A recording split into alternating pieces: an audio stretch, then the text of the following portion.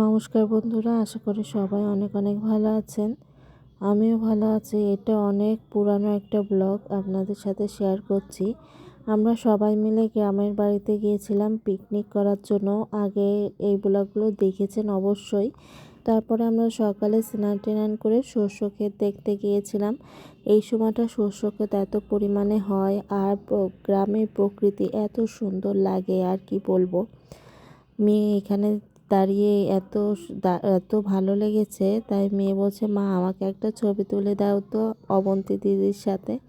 তাই অবন্তী দিদি আর সে সবাই মিলে আমরা ছবি তুললাম এখানে।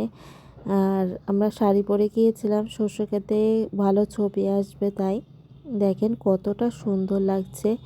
বাংলার প্রকৃতি এত সুন্দর, এত ভালো লাগে, মনটাই একটা অন্যরকম লাগে। গ্রামে ভ্যান নিয়ে ঘুরতে খুব ভালো লাগে, একটা ঠান্ডা বাতাস আর চারিদিকে সবুজ গাছপালা, এত ভালো লাগে।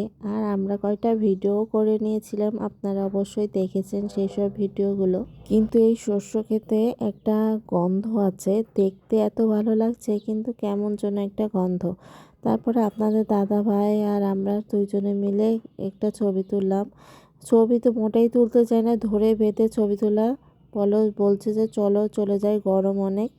তারপরও ধরে বেঁধে কয়েকটা ছবি তুলেছিলাম। আমরা দেবর ননদরাও এখানে ছিলাম, সবাই একসাথে ছবি ভিডিও করেছি।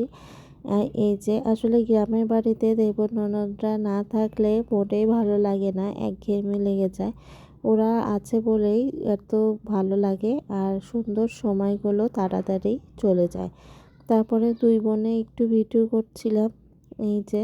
তারপরে মামির সাথে একটু ভিডিও করলাম। আসলে সবাই মিলে গিয়েছিলাম, সময়টা খুব তাড়াতাড়ি কেটে গিয়েছে আর ভালো লেগেছে সবারই। কিন্তু ছেলেমেয়ের এত ঠান্ডার সমস্যা আছে, একটু গরম ঠান্ডা লাগলেই ঠান্ডা লেগে যায়, জ্বর আসে, তাই আর কি। আর গ্রামে গেলে সারাক্ষণ রোদের মধ্যে ঘোরে, আরও ঠান্ডা লেগে যায়। গ্রামে গেলে ভালোও লাগে, আর ছেলেমেয়ের শরীর খারাপ হলে তখন আর কি খারাপই লাগে বলা যায়। আর এই যে দেখেন শস্য ক্ষেতটা কত সুন্দর লাগছে, আর আপনাদের সাথে শেয়ার করতে পারলাম। আমার অনেক দিনই ইচ্ছা ছিল শস্য ক্ষেতে যেয়ে ছবি ভিডিও করব, কিন্তু সেইভাবে হয়নি আপনাদের দাদাভাইয়ের জন্য। এখন আমরা বাড়ি চলে যাচ্ছি। বাড়ি আমাদের হেলেন মাসি রান্না করে রেখেছে, আমরা খাওয়া দাওয়া করে তারপর যশোরের দিকে রওনা দেব। আর বাজার থেকে হালকা পাতলা খাবার খেয়েছিলাম। খাওয়া দাওয়া করে তারপরে আমরা দুপুরে খাওয়া দাওয়া করলাম। খাওয়া দাওয়া করে অনেক পদের আমাদের পুকুরের মাছ ধরেছিল, সেই মাছই রান্না হয়েছে। টাটকা মাছের রান্না একটা আলাদা স্বাদ লাগে। এখন বাড়ি যাওয়ার পালা, সবাই আমরা বাড়ি যাচ্ছি, ওরা খুলনায় যাচ্ছে আর আমরা যশোর আসছি। বাই বাই, ভালো থাকুন, সুস্থ থাকুন।